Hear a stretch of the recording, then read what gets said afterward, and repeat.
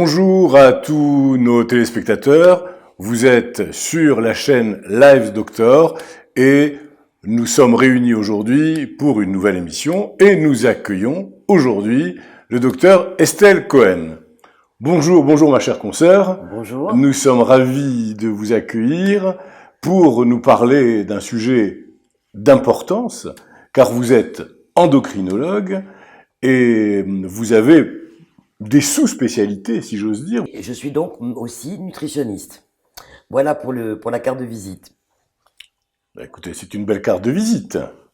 En tout cas, aujourd'hui, nous allons aborder les sujets, car il y en a plusieurs, autour de la thyroïde. La thyroïde, c'est une glande fondamentale, principale dans le corps humain. Présentez-nous la glande thyroïde. Alors la glande thyroïde, d'abord le mot thyroïde vient du terme thyréos, grec qui veut dire bouclier. Effectivement, c'est une glande de protection. Protection par rapport à quoi? Par rapport à tous les événements stressants de la vie. C'est une glande éponge de tous les événements familiaux, professionnels, personnels, environnementaux qui puissent agresser l'être humain. C'est d'ailleurs la raison pour laquelle on retrouve souvent cette pathologie chez les femmes, beaucoup plus que chez les hommes. La fréquence est évaluée environ à 5% dans le monde et elle touche avec une prédilection les femmes. Pourquoi? Parce que les femmes ont l'habitude de ne pas dire, exprimer la totalité de leurs émotions. Alors que l'homme, en général, sauf s'il est féminin, va avoir tendance à garder ses émotions ou à les exprimer davantage. Donc, thyréos, ça veut dire bouclier, c'est une protection, c'est pas un hasard si la glande thyroïde se situe entre la tête et le cou, car elle fait la jonction entre le mental et le physique. Et vous allez voir dans les pathologies que nous allons peut-être ensemble découvrir, qu'il y a autant de signes d'ordre physique, force, etc., musculaire, que de signes d'ordre psychologique. Alors, la glande thyroïde est située, vous avez dit entre la tête, mais précisément dans le cou. Alors, c'est une espèce de papillon qui a deux lobes, le droit et le gauche. En général, c'est d'une hauteur de 45 cm, 45 mm, 4 cm et demi, et elle pèse environ 30 grammes. Cette glande, lorsqu'elle est augmentée de volume, s'appelle un goitre. J'aime pas trop forcément ce mot. Simplement, le goitre veut dire qu'il y a une augmentation de volume de la glande. Il peut y avoir des goitres très simples et des goitres plus compliqués, on en parlera tout à l'heure. Donc, au niveau du cou, on a une glande qui a deux lobes. Bah écoutez, c'est déjà une belle présentation anatomique. Donc cette glande endocrine, puisque c'est votre spécialité, va sécréter des hormones. Absolument. Cette glande va fabriquer des hormones et va contribuer à ce qu'on appelle l'équilibre général du corps. Nous en parlions tout à l'heure, c'est-à-dire l'équilibre entre le physique et le mental, et ça c'est très important. D'où sa position. Pour palper correctement une thyroïde, je préfère souvent, comme mon maître me l'avait enseigné, être derrière, au niveau du cou et palper la glande. Vous allez voir s'afficher un dessin de la palpation du cou qui vous explique encore mieux que ce que je peux dire sur la façon de palper la thyroïde. Ça se situe en avant de l'œsophage et de la trachée. Donc, effectivement, cette glande participe à fabriquer des hormones et à créer cet équilibre. S'il y a trop d'hormones, on le verra dans le cas de l'hyperthyroïdie, hyper, ça veut dire trop d'hormones, il y a tout de suite une contre-régulation. Vous allez voir le schéma qui va s'afficher tout de suite. Une contre-régulation qui se fait au niveau de l'hypophyse, qui est le chef d'orchestre ici de la glande, de toutes les glandes en général, mais en particulier la thyroïde, qui va freiner. C'est comme une voiture qui va trop vite, on est obligé de mettre le pied sur le frein. Inversement, lorsqu'il y a une hypothyroïdie, c'est-à-dire une insuffisance de cette glande, pas assez d'hormones fabriquées, ça va être annoncé au cerveau, toujours à l'hypophyse, qui elle va se mettre à sécréter une plus grande quantité pour justement arriver à l'équilibre. Toujours cet équilibre entre le trop et le pas assez, ce qui est la règle d'or de l'endocrinologie. Après cette introduction brillante, et je vous en remercie, nous allons aborder maintenant les pathologies de la thyroïde. Et la première d'entre elles, c'est l'hypothyroïdie, donc c'est-à-dire par défaut, moins d'hormones. Absolument. L'hypothyroïdie est une maladie extrêmement fréquente, je dirais même plus fréquente que l'hyper, car dans nos sociétés, avec les stress que nous connaissons, du plus petit au plus grand, on va pas les énumérer ici, c'est pas le sujet, la thyroïde s'épuise.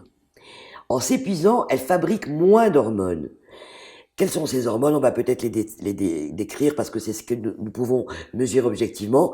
L'hormone la plus importante, c'est la T4, parce qu'elle a 4 atomes d'iode.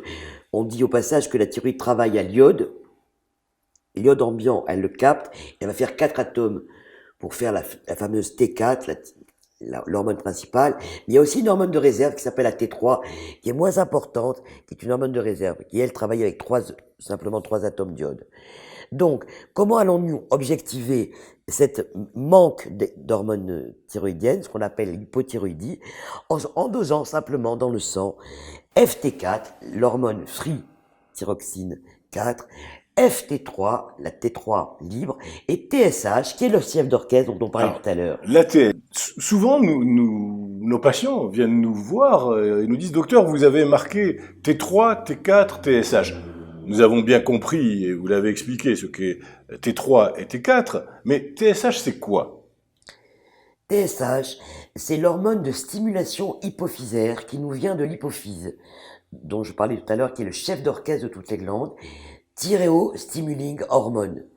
Elle est chargée de s'énerver, c'est-à-dire de monter en intensité lorsqu'il n'y a pas assez d'hormones thyroïdines dans le sang circulant. Autrement dit, dans le cas qui nous intéresse de l'hypothyroïdie. Elle peut monter au-delà de 5, 7, 10, voire 100, parfois dans les hypothyroïdies profondes. Donc ça veut dire, pardon, que quand il y a une hypothyroïdie, la TSH va monter, elle sera haute. Absolument. Ma chère consoeur, après cette introduction brillante, quels sont les signes de l'hypothyroïdie? Donc, cette TSH monte pendant un certain temps pour réguler le système. Et lorsque c'est pas suffisant et que son action de montée n'est pas suffisamment intense, nous assistons au développement de la pathologie hypothyroïdienne. Qu'est-ce que c'est que l'hypothyroïdie en clinique? Et en règle générale, c'est là où nous voyons les patients. Où nous voyons les patients, absolument, parce qu'il leur faut souvent un long temps avant de consulter ou avant que le médecin généraliste puisse avoir l'idée de penser à la thyroïde. Parce que la consultation la plus fréquente des femmes comme des hommes, c'est « je suis fatigué, docteur ». Alors souvent on a tendance à mettre ça sur le compte du psychisme, etc. Mais il y a une vraie réalité à l'asthénie de l'hypothyroïdie. L'asthénie, c'est la fatigabilité. L'asthénie de l'hypothyroïdie, la fatigabilité est une fatigabilité d'abord musculaire. Les gens n'ont pas d'énergie à mettre le pied par terre le matin pour se lever. Les gens sont fatigués, ils ont des troubles de mémoire, ils ne savent pas où ils mettent leurs affaires, ils n'ont aucun sens de la corrélation. Je disais tout à l'heure que ça touche à la fois le cerveau, les fonctions cognitives du cerveau, mais où j'ai mis mes clés, mais je me souviens plus du nom d'un tel, mais comment s'appelle mon beau-frère, je m'en souviens plus. Et ça, c'est très troublant auprès des patients, c'est ce qui les amène à consulter. Donc, signes neuropsychiques, mais signes aussi physiques. Au niveau de la peau devient sèche, froide, lisse, un peu comme une peau de serpent. Les cheveux perdent leur brillance, ils deviennent laineux. C'est très spectaculaire de regarder. Moi, pour ma part, je suis passionné de regarder mes patients, de le regarder parler, de regarder les cheveux. Ça nous indique beaucoup de choses, les cheveux, surtout chez la femme. Donc la peau est sèche, lisse, froide, les cheveux sont laineux. Il y a une inflation, ce qu'on appelle une prise d'œdème généralisée. Le visage s'empâte, les pieds, il y a un œdème des membres inférieurs assez conséquent, dont on ne trouve pas l'origine souvent. Des deux membres inférieurs. Les deux membres inférieurs, une espèce d'inflation sous-cutanée. On va rentrer dans les détails, mais ce sont des mucopolysaccharides qui se mettent sous la peau, ce qui donne un effet d'œdème généralisé. Les gens souvent me montrent, les femmes me montrent des photos d'il y a 2 ans, où elles ne sont pas du tout les mêmes, parce que le visage a gonflé d'une façon très très particulière de la thyroïde, avec une perte aussi, en même temps que la perte des cheveux qui est progressive, ou qui peut s'accélérer, une perte de ce qu'on appelle la queue du sourcil. Le sourcil tombe. En fait, c'est assez pathognomonique. En fait, on peut assez rapidement faire le diagnostic, avec un œil exercé, bien sûr. Il faut y penser. Voilà. Il faut y penser. Ensuite, on a des signes généraux comme la constipation, la frilosité. Il faut vous dire que lorsque la thyroïde ne fonctionne pas assez bien en quantité, tout le système physique s'effondre. Donc, il n'y a ni d'adaptation à la chaleur, parce que la thyroïde joue là-dessus, sur la thermogénèse. Donc, les gens ont froid en plein été. Les maris me disent, mais ma femme, il lui faut 3 couvertures la nuit.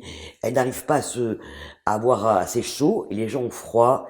Il y a une frilosité qui est très, très particulière. En hiver, moindre, parce que l'hiver, on a toujours froid. Mais en été, c'est un signe assez anormal. Donc, je répète, frilosité, peau sèche, constipation, même le système intestinal s'arrête de fonctionner, une constipation opiniâtre, dont les femmes n'avaient pas l'habitude auparavant. Il y a vraiment un avant, un après la rupture d'équilibre. Mais vous parlez des femmes, mais les hommes sont touchés également. Moindre, avec une moindre fréquence, mais effectivement, je vais dire quelque chose de un peu féministe, les hommes deviennent un peu féminins avec le temps, c'est ce que je pense. C'est ce que je leur souhaite personnellement. Et c'est pas plus mal. Et donc, ils apprennent, ils ont ce côté féminin de ne pas dire tout ce qu'ils ont au fond du cœur. On n'a plus l'homme macho qui tape sur la table, etc. Donc, je disais à l'origine de notre conversation qu'ils expriment moins bien leurs plaintes et donc ça reste bloqué au niveau du cou et de la thyroïde. D'où une pathologie qui commence à être assez fréquente chez l'homme, mais qui reste bien sûr prépondérante chez la femme. La femme. Quels sont les traitements que nous avons à notre disposition aujourd'hui pour traiter l'hypothyroïdie? Le traitement est absolument d'une simplicité totale. C'est de redonner au corps qui en manque une hormone naturelle qui s'appelle la thyroxine, qui est l'hormone, la T4 dont on parlait tout à l'heure, et que l'on va donner selon le résultat du dosage, de façon pour ma part assez progressive, car il faut que l'organisme s'habitue par rapport à l'ancienneté de l'hypothyroïdie. Je n'aime pas donner des doses importantes d'emblée, je donne toujours 3-4 jours d'adaptation à la L-thyroxine, l'hormone thyroïdienne qui est naturelle, je répète. C'est ce qu'on appelle les extraits thyroïdiens? Non, pas du tout. Justement, il y a souvent confusion dans la population générale. C'est pour ça que je vous pose la question. C'est de l'hormone naturelle. Ça s'appelle la L-thyroxine parce qu'elle est lévogire, peu importe. Et c'est vraiment naturel. Ce ne sont pas des extraits thyroïdiens qui, eux, sont de fabrication de synthèse. Donc vous privilégiez la L-thyroxine. La L-thyroxine. Donc, sous ce traitement, je répète, extrêmement progressif. 4-5 jours de dosage 50, puis on monte à 100. Tout va dépendre de ce que l'on a dans les analyses. Vous voyez une résurrection, et le mot est faible, de l'état général du patient ou de la patiente, tant sur le plan psychique que sur le plan physique. La femme en particulier retrouve toute son énergie à s'occuper et des enfants, et du mari, et de la cuisine qu'elle avait peu à peu laissé tomber par manque de force. Donc c'est assez spectaculaire. Nous n'avons hélas pas souvent l'occasion de trouver une telle félicité à un traitement, pardon. Il doit être continué sur un long terme. Nous le suivons en général par des dosages répétitifs toutes les 6 semaines, tous les 2 mois, tous les 4 mois au début du traitement pour vérifier que le dosage est bon et que nous sommes arrivés à l'équilibre. Est-ce que ce traitement doit être pris à vie? Alors ça dépend de la cause de l'hypothyroïdie. Nous avons parlé des symptômes de l'hypothyroïdie, mais il y a de multiples causes. Il y a en gros, j'aimerais en parler ici parce que c'est un sous-chapitre, ce qu'on appelle les thyroïdites, qui sont très fréquentes, qui sont des maladies auto-immunes, par défaut du système immunitaire, qui sont très courantes en France comme partout dans le monde, qui a été décrite par un japonais qui s'appelle Monsieur Hashimoto. Hashimoto. Qui consiste en une hypothyroïdie avec une élévation des anticorps extrêmement importante dont nous n'avons pas parlé tout à l'heure à propos des dosages. Moi, je demande personnellement systématiquement, surtout chez la femme jeune, parce que ça touche la femme jeune, les anticorps anti-TPO, qu'on appelle les anticorps anti-peroxydase, qui sont spécifiques de la thyroïdite de Hashimoto, qu'on va retrouver aussi dans la maladie de Basedow, mais ne mélangeons pas tout. Dans les thyroïdites, c'est une des grandes causes d'hypothyroïdie. Mais quelles sont les causes de l'hypothyroïdie? Alors, il y a au tout départ l'atrophie de la glande. On peut naître avec une glande atrophique, très petite. Donc ça, bien sûr, ce sera un traitement à vie, puisqu'on va aider tout au long de la vie la thyroïde à faire ce qu'elle ne fait pas anatomiquement parce qu'elle est trop petite. Il y a les hypothyroïdies générales, classiques, par épuisement de la glande, qui, elles, demandent un traitement aussi à long terme et pas à vie. Il y a les thyroïdites. Il y a plusieurs types de thyroïdites, on les verra ultérieurement, qui, elles, exigent un traitement au long terme. Et il y a les goitres.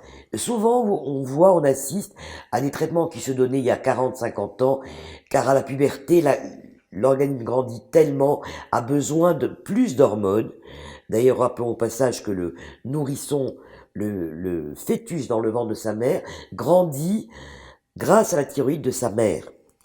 Donc, cette hypothyroïdie-là, il convient de la traiter plus longtemps. Il y a une méthode qui a été donnée lorsque il y avait un goitre de l'adolescence. J'ai dit tout à l'heure qu'un goitre, c'était une augmentation de volume de la glande, et qui ont l'habitude de donner de l'hormone thyroïdienne dans la période 8-15 ans. Ça ne se fait plus beaucoup. Pourquoi? Je pense qu'aujourd'hui, nous avons une façon meilleure de s'alimenter. Ce qui fait que tout de suite, la glande réagit à une meilleure alimentation que nous avions il y a 50 ans. Docteur Cohen, vous avez évoqué, lors de votre intervention sur l'hypothyroïdie, les thyroïdites, entre autres la thyroïdite d'Hashimoto. Pourriez-vous nous en dire un peu plus? Avec plaisir. Il y a deux sortes de thyroïdites. D'une part, la thyroïdite subaiguë, dite de De-Quervain, qui va avoir une évolution spontanée vers la guérison, sans traitement. J'insiste bien, sans traitement, c'est une résolution spontanée qui est due à des virus, des bactéries, comme on ferait une sinusite aiguë, comme on ferait une laryngite. Il y a une thyroïdite qui donne douleur au niveau du cou, une fièvre qui n'est pas énorme, de l'ordre de 38 degrés, et vraiment un sentiment de malaise parce que la thyroïde est sensible. Cette thyroïdite-là, on ne la traite pas. Souvent, les patients nous arrivent en état d'hyperthyroïdie car elle évolue en 3 phases. Réaction hyper, thyroïdienne, puis ensuite hypo. Souvent, le médecin généraliste s'inquiète de voir une hyperthyroïdie lorsqu'on laisse le temps et qu'on se donne le temps. Ce qu'il faut toujours faire en matière de thyroïde, on redose à distance et on s'aperçoit avec des anticorps positifs que c'est donc une thyroïdite subaiguë. Pas de traitement, j'insiste. À l'opposé, vous avez la thyroïdite chronique, dite de Hashimoto, qui est une déficience du système immunitaire, donc élévation très importante des anticorps TPO spécifiques de la maladie d'Hashimoto, et qui, elle, va être chronique au long cours, et qu'il faut indubitablement traiter pratiquement toute la vie. Donc, qui va justifier un traitement, donc, en permanence, avec une surveillance régulière, bien sûr. Avec surveillance, bien sûr, tous les 4 à 6 mois. J'aime la mesure entre l'obsession de la surveillance et le laxisme.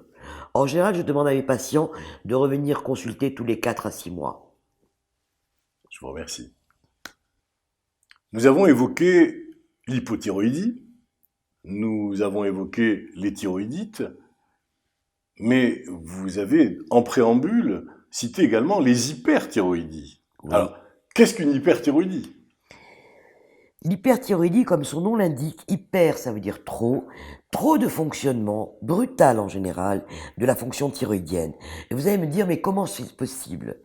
Alors, il faut savoir que, en général, à 90% des cas, les hyperthyroïdies, je répète, chez la femme, sont déclenchées, on le retrouve très bien à l'interrogatoire de nos patients, par un choc affectif, émotionnel important qui ne remonte en général entre 6 mois et 1 an. Quand souvent j'ai l'habitude de poser à mes patients la question, mais qu'avez-vous eu il y a 6 mois ou 1 an en termes de rupture, en termes de changement d'habitude, elles me regardent comme si j'étais devin ou devine, je ne sais pas. C'est simplement que nous savons que la glande thyroïde se dérègle en général 6 mois à 1 an après un choc affectif. C'est quoi? Et c'est là où nous allons avoir les signes. Voilà. Pas immédiatement, c'est quelque chose qui s'installe progressivement. C'est un changement de statut, divorce, rupture, licenciement. Déménagement, absolument. Toutes ces choses qui brutalement vous font aboutir à un nouvel équilibre dont vous n'avez pas encore les clés de l'ajustement. Donc l'hyperthyroïdie, en signe clinique, c'est quoi? C'est une surchauffe de tout l'organisme. Pardonnez-moi, docteur Cohen, après l'énumération des causes, quels sont les signes, les vrais signes de l'hyperthyroïdie? D'abord, je voulais vous dire, juste par plaisanterie, qu'il n'y a pas de faux signes ni de vrais signes. Et on n'a pas parlé d'énumération des causes, on a parlé de facteurs déclenchants, ce qui n'est, à mon avis, pas tout à fait la même chose. Quand je parle de choc émotionnel, de rupture d'équilibre, c'est un facteur déclenchant de cette thyroïde. C'est pas une cause. Premier point. Deuxième point, les signes cliniques de l'hyperthyroïdie, c'est une surchauffe de tout l'organisme. L'organisme va se mettre sur un mode surchauffe comme un moteur, c'est-à-dire une extrême excitabilité, un empêchement de pouvoir dormir, une nervosité excessive, une chaleur excessive, les mains sont moites, les mains tremblent. Le patient nous montre les mains, bon, on a le signe de la feuille, on n'a souvent pas besoin de la feuille pour mettre une feuille sur les deux mains, ça fait comme ça. C'est ça, c'est le tremblement. Le tremblement thyroïdien est très précis, mais il est souvent fin. C'est pas un tremblement émotionnel, c'est un tremblement fin que l'on perçoit avec la feuille. J'ai l'habitude de mettre une feuille de papier sur les mains des patients. Au niveau cérébral, c'est une excitation énorme. Les femmes me disent, je change de caractère, je ne me reconnais pas. Elles deviennent acariâtres, elles crient sur leurs enfants pour un oui, pour un non. Même les maris nous disent, mais je reconnais plus ma femme. Donc, signes centraux, c'est-à-dire du cerveau, signes extérieurs, c'est-à-dire cette espèce de transpiration profuse de tout le corps, non pas les mains, mais les aisselles, les jambes, absolument tout le corps se met à transpirer et devenir moite. Les gens me disent, je mouille mes chemises de nuit la nuit, c'est épouvantable. Et l'amaigrissement, car il faut bien dire que l'hyperthyroïdie, l'excès d'hormones thyroïdiennes va toucher les muscles. Et c'est comme ça que les muscles vont fondre. Trop d'hormones arrivent sur le muscle n'a pas le temps de se métaboliser et il fond.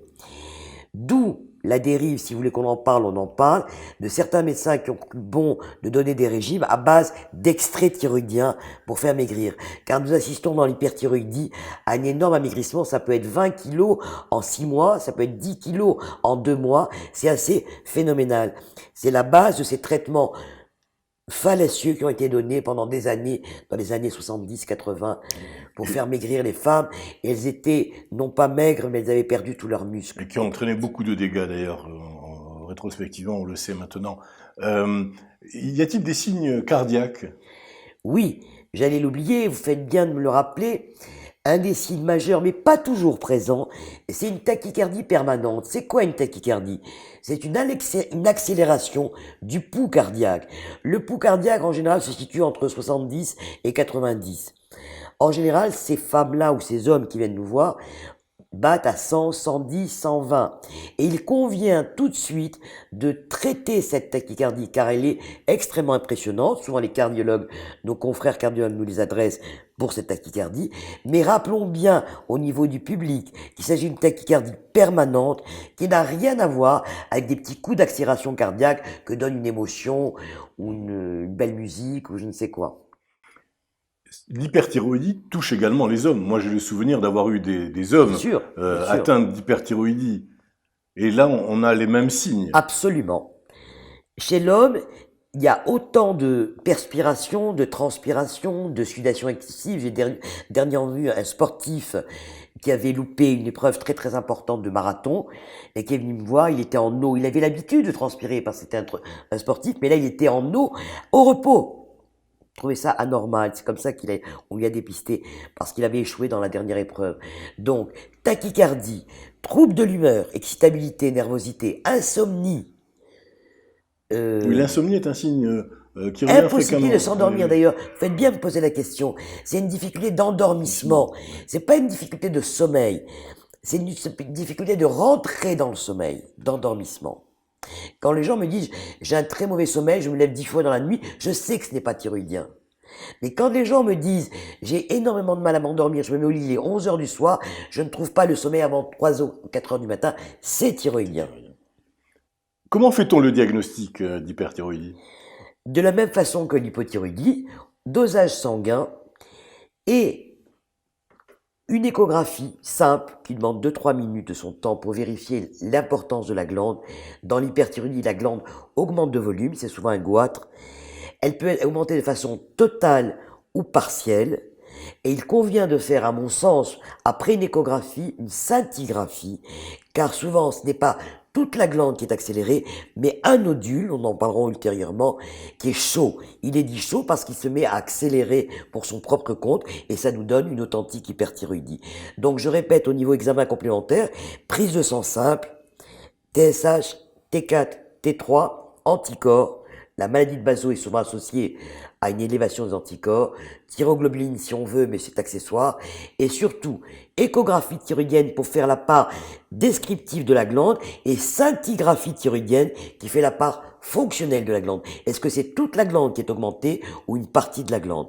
C'est extrêmement important de faire ça avant le temps thérapeutique.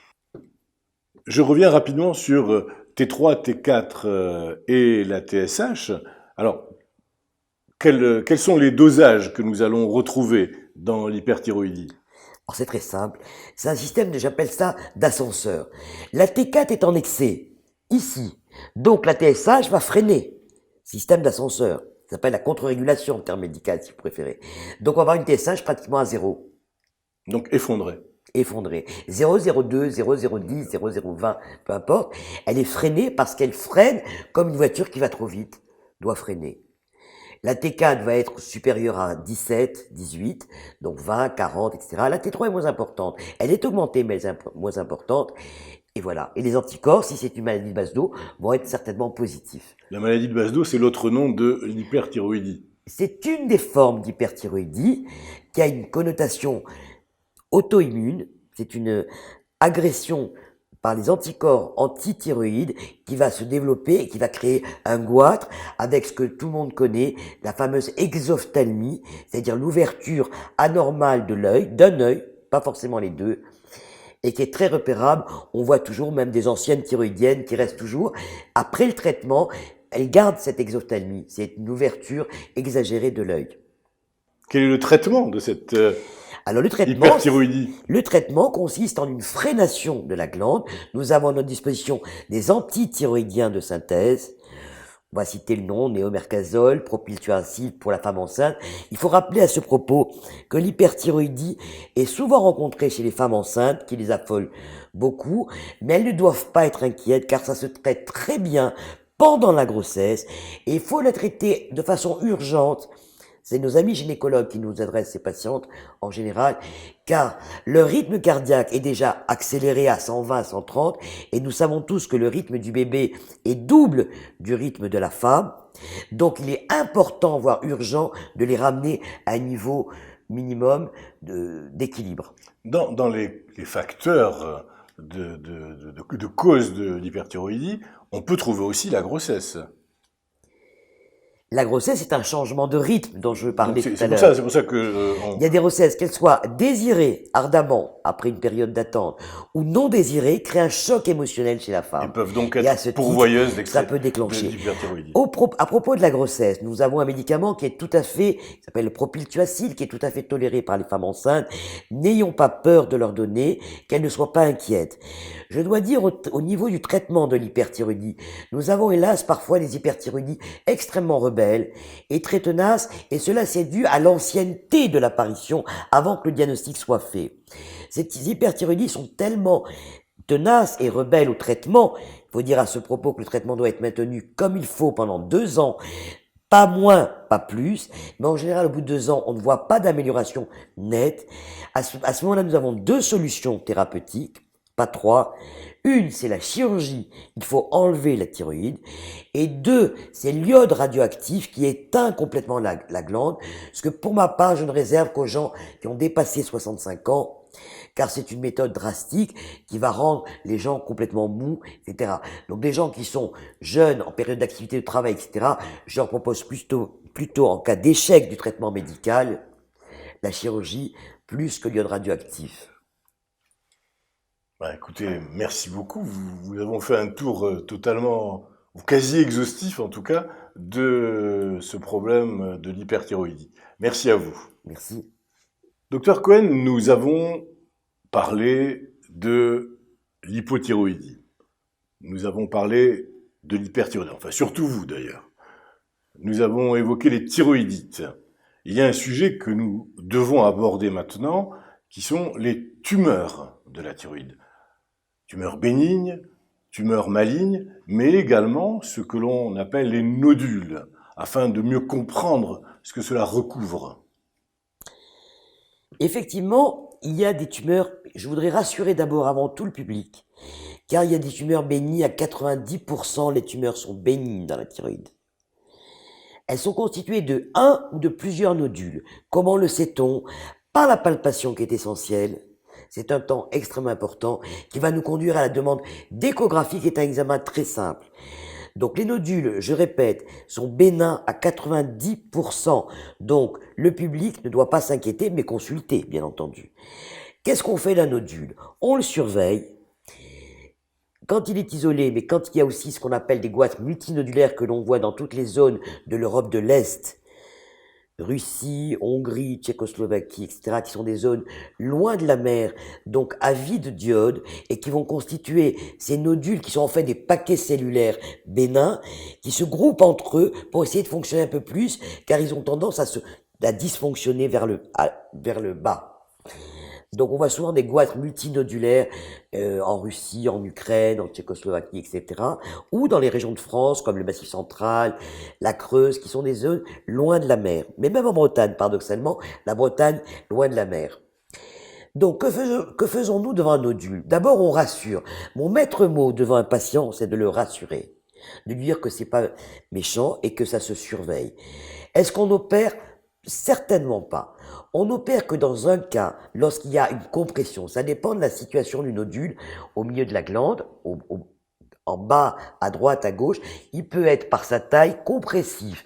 Mais on n'opère que lorsqu'il y a une compression. Comment le sait-on? Modification de la voix, dysphonie, c'est essentiel.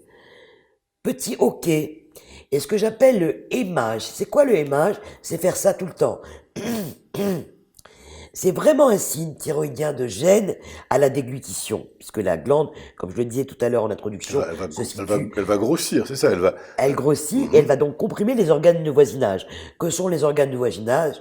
Les cordes vocales, l'œsophage, des fausses routes, j'avale de travers, et surtout, un bon signe à mon avis, le torticolis. Un torticolis qui résiste un petit peu, il faut toujours avoir l'œil prudent vers la thyroïde.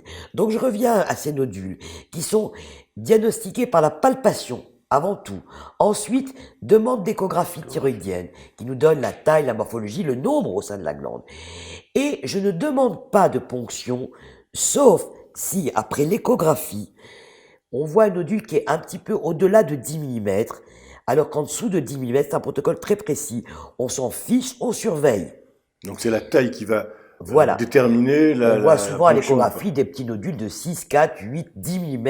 On s'en fiche, on surveille une fois par an par échographie. Quand le nodule devient important à l'échographie du genre 20 mm, 40 mm, il convient absolument de compléter l'analyse par une scintigraphie qui va nous dire deux choses. Est-ce que le nodule est chaud ou est-ce que le nodule est froid? Quand il est chaud, on surveille. Pas de souci. Quand il est froid, obligatoirement, demandez une ponction. Car, dans 10% des cas, ces nodules bénins, je répète, qui sont en général de la substance colloïde, c'est pour ça qu'ils sont comme ça dits à l'échographie bénins, ça peut être un cancer. Les cancers les plus fréquents, mais c'est dans 10% des cas seulement, les cancers les plus fréquents sont les papillomes, qui donnent un très bon pronostic, car ils sont traités bien sûr par thyroïdectomie totale, on ne discute pas. D'abord, on va faire cette ponction. C'est la ponction qui va faire le diagnostic. Absolument. Lorsqu'elle revient, cette ponction, hélas, avec quelques cellules irrégulières, alors elle nous donne le type, je répète, les plus fréquents sont des papillocarcinomes. Les cancers vésiculaires, les cancers à la thyrocalcitoïne sont beaucoup moins fréquents. Dramatique au niveau évolution, mais je rassure le public, c'est 0,10%.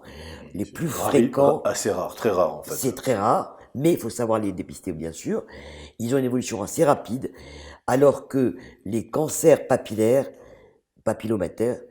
ont une durée de vie d'évolution lorsqu'ils sont traités à temps. Je répète, chirurgie, radiothérapie, pas de chimiothérapie bien sûr, mais chirurgie et radiothérapie, ils sont éradiqués et ils ont une évolution très lente de 20 ans à peu près. Mon maître disait, n'inquiétez pas les gens, dites-leur, on vous opère parce qu'il y a des cellules un peu irrégulières.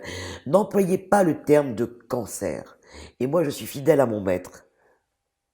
Et je leur dis pas forcément, je leur dis, écoutez, je préfère que vous soyez opérés. Il y a des petites cellules irrégulières, ce qu'on a vu à la ponction. Mais ne vous inquiétez pas, il y a un protocole très précis. Ce protocole étant la chirurgie, les rayons, et c'est tout. Et la surveillance. Surveillance très importante. Tous les 6 mois au début, tous les ans par la suite, car les métastases, effectivement, il faut vérifier les poumons et le foie tous les 2 à 3 ans. Y a-t-il des marqueurs spécifiques du Non, cancer de la il thyroïde? n'y a pas de marqueur spécifique. On trouve par contre une thyroglobuline, c'est l'hormone porteuse des hormones thyroïdiennes, c'est le bus transporteur des hormones qui est excessivement élevé en général dans le sang. Et qui est un marqueur de l'évolution? Alors, les marqueurs d'évolution, c'est une très bonne question. Lorsqu'on les met sous traitement après thyroïdectomie, il faut impérativement leur donner une dose maximale supportable pour avoir toujours une TSH freinée à zéro, car c'est la TSH qui stimule le tissu thyroïdien. Et nous ne voulons pas, après thyroïdectomie, donc ablation du corps thyroïde, qu'il y ait le moindre tissu qui se reforme. Donc souvent les patients rechignent à l'idée de prendre 200 microgrammes de thyroxine, c'est une forte dose qui donne parfois des palpitations, etc., comme on l'a vu pour les hyperthyroïdies, mais il faut pouvoir les supporter pour être sûr d'avoir une TSH à zéro, qui est le mode de suivi de ces cancers. Écoutez, c'est très très intéressant. Je veux vous remercier d'abord parce que Merci à vous. vous êtes extrêmement pédagogue. Vous avez vraiment pu expliquer avec beaucoup d'intelligence, d'intérêt et de simplicité Merci beaucoup. tous les problèmes thyroïdiens qui sont nombreux. Oui. Et je suis sûr que tous les auditeurs de Live Doctor ont appris beaucoup de choses et puis ont passé un moment d'intelligence et de connaissance. La docteure Estelle Cohen, je voulais vous remercier pour ce moment d'intelligence et de connaissance que nous partageons avec tous les auditeurs de Live Doctor. Mesdames, Messieurs, chers auditeurs, je vous remercie pour votre attention et vous donne rendez-vous pour une prochaine émission. Merci à vous.